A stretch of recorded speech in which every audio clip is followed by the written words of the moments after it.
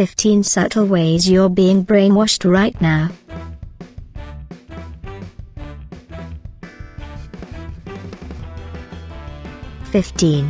We're being tracked as often as possible. Don't look over your shoulder in a panic just yet, as no one is physically following you. But if you have a smartphone, there's a good chance at least one of your apps is tracking your movements wherever you go. Most of these apps give us a choice to turn GPS tracking off, but a lot of people overlook that and don't mind that they may be followed. The good news is that big companies like Apple don't seem to have the ability to track our location in real time. There is no clear reason as to why companies do this in the first place. So even though it may seem harmless at the time, the question still stands. Why did they decide to do this in the first place, and what are the intentions of storing someone's location? Many speculate that it's for research purposes and they're using the information to create better applications and overall use, but some are still skeptical. What do you think? 14. Companies pay big to know how our brains work. When big companies start to use science to make money, that's when we should start to feel worried about the capitalist society we've created. That is the case for neuromarketing, which combines the studies of how our brain responds to the world around us as well as how to use that information to sell their brand. Neuromarketing is essential in discovering what grabs people's attention, keeps them interested, and what encourages them to spend money. Your favorite brands of clothing, food, and popular music are using neuromarketing to figure out why you like the things you do in order to apply those qualities in their product, thus brainwashing you into buying it. Marketing research is important in improving the quality of a product and discovering new methods of sustaining a quality of life, but it can get dangerous when it's used to convince you to purchase something you wouldn't care about otherwise. 13. We're taught what to think, not how. Everyone in their life has probably been told at some point that cheating was wrong because it hindered us from actual learning, and that was the biggest punishment. That is because when we just memorize information, we don't actually understand and learn what is being told. When you have a population that is never taught to question reality, you have a less educated, more easily controlled society. Memorization teaches us that the only thing that matters is passing the test, not learning the information along the way. This is fatal to a free citizen in a capitalist society. A lot of people have begun to recognize this, which is why many schools are leaning towards less testing, and more discussion-based classroom discourse. When you have people who are constantly questioning and attempting to learn more rather than following what they're told, you have a world with constant upward expansion. 12. The media controls what we know. Unless you're an investigative journalist, there's a good chance that you get all of your news from different media sources. Even more so than that, you probably get a lot of your news from social media. This is totally fine, but one thing you have to remember is that the media doesn't always tell us all the information that is available, especially sites specifically catered to social media. Oftentimes, an article is written by one person, and chances are, that person has some strong political beliefs. Even though they might not be blatantly telling you their opinion, someone who might have a certain political agenda might not release all the information about the opposing point of view. It's important to always fact-check even the most reputable news sources. Although the big ones aren't known to lie, there have been instances of certain publications failing to include information that might be important to the readers. 11. Keywords are everything to the media. One troubling aspect of getting your news from social media is the scary truth that not everyone even clicks on the article, but they still believe what the headlines say. A lot of times, headlines are created in order to draw the user into the actual article. Of course, publications are going to use the most shocking and interesting phrases in order to draw you in. A lot of times, news will get twisted this way. You might see the word murder next to your favorite politician, and all of a sudden, you associate those two together, going on to believe that politician is bad or evil. And even if you ignore the article or scroll past it, your subconscious still reads it and stores that information, potentially causing the damage later. It's important to always actually read the articles before you go on to tell everyone what you think the truth might be. 10. We're taught patriotism at a young age.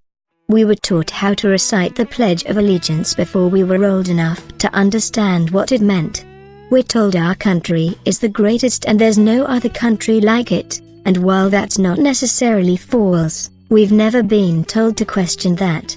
When you have extreme patriotism, you become blind to the flaws of your nation. This works in our personal lives as well.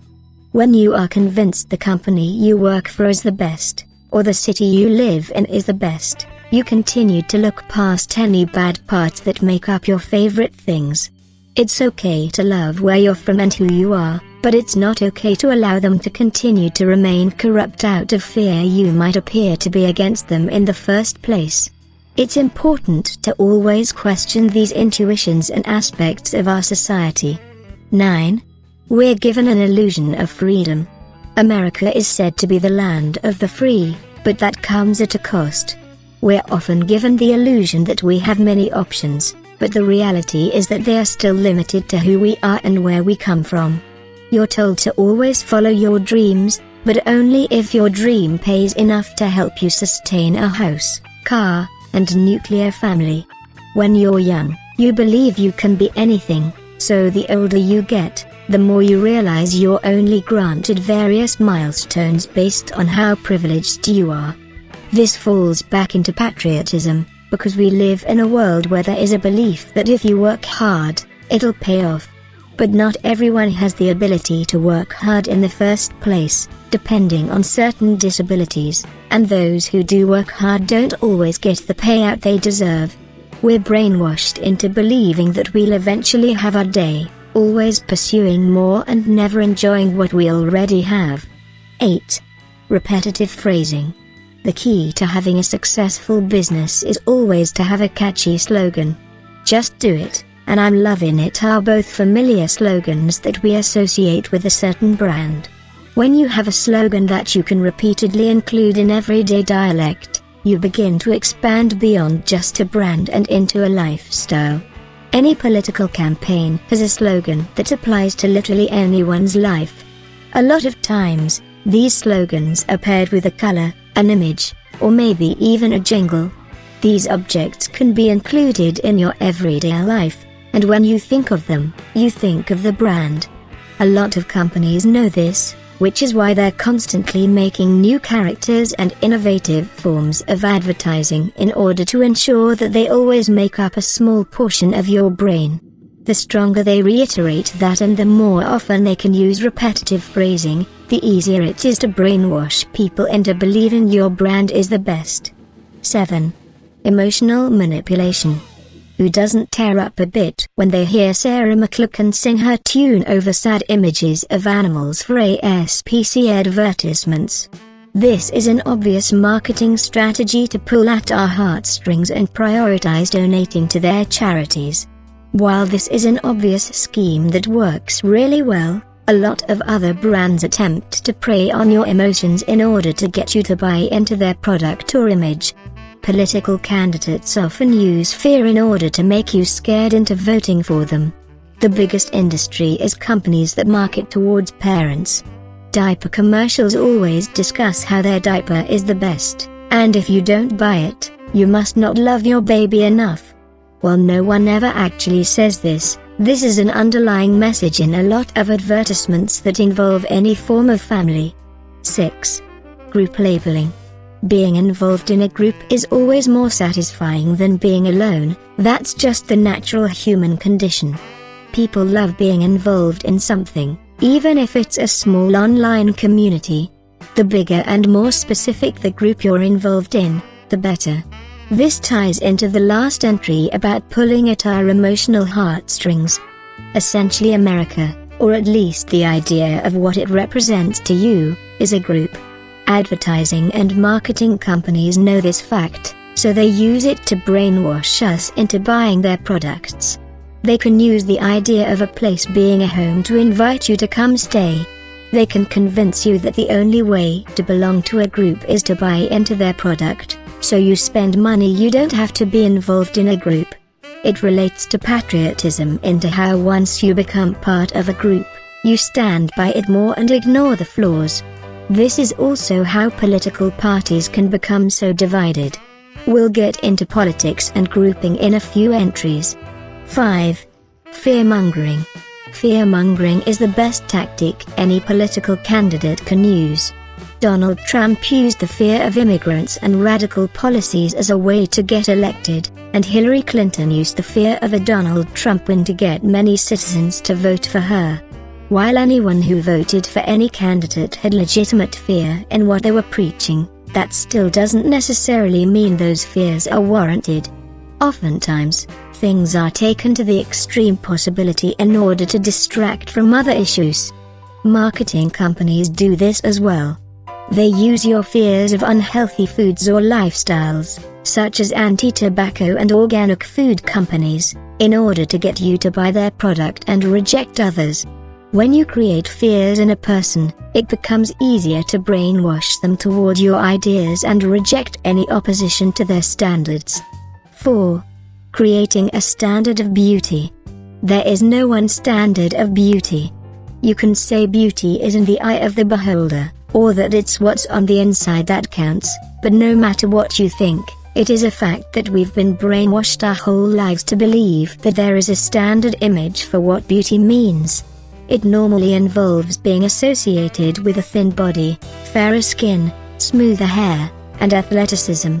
Though standards of beauty depend on society, culture, and generation, the people of a certain location and time are conditioned to believe this standard through media, film, television, and most importantly, advertisements.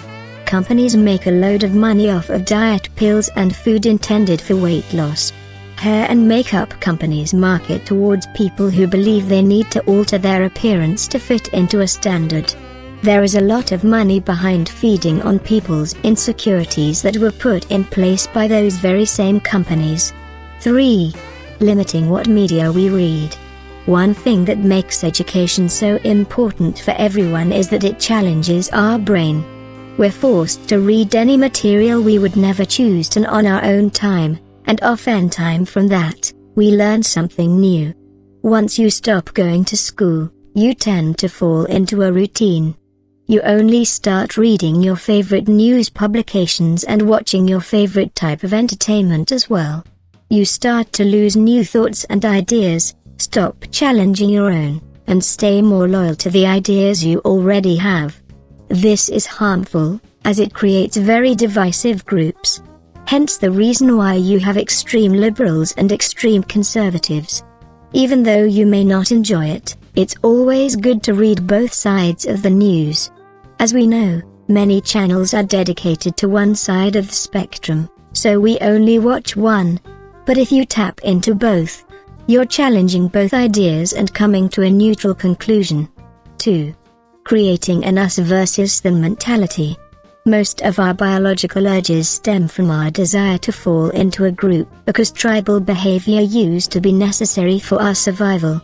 Once you're in a group, you need to stay by that group no matter what happens. All of a sudden, everything out of that group becomes them, a force that's evil and only has the intention to take down your group. This is a tactic that political parties have used to brainwash us into voting for them since the beginning of politics. The us versus them mentality creates the idea that you need to be part of the us as quickly and as strongly as possible in order to go against the them. It's dangerous and has created our two-party system today. If you go against one of the parties, you're told you're harming one side by not joining. If we remember that there is always power in numbers and not in fear, we'll be able to move past this mentality. 1. Advertisements are everywhere. Everyone hates commercials, which is why Netflix was able to become so successful. But no matter how many streaming services you have, you'll never be able to escape advertisements. They're on the walls when we walk down the street, the bus we take to work and school, the screens we look at all day, and even the clothing we wear. Advertisements are getting more and more innovative as time goes on. They sneak advertisements into our everyday life. You can't get on Instagram anymore without your favorite celebrity marketing a product that they pretend to use every day. Sometimes we don't even realize that the things we're watching or looking at are advertisements. It's a huge business that isn't going anywhere anytime soon. And that's not completely terrible. Even small businesses rely on advertisements for revenue, and the industry also powers plenty of jobs. But what is dangerous is how market researchers use every tactic on the list to get us to strip our own identities and adopt the ones they've created in order to buy into their product or brand.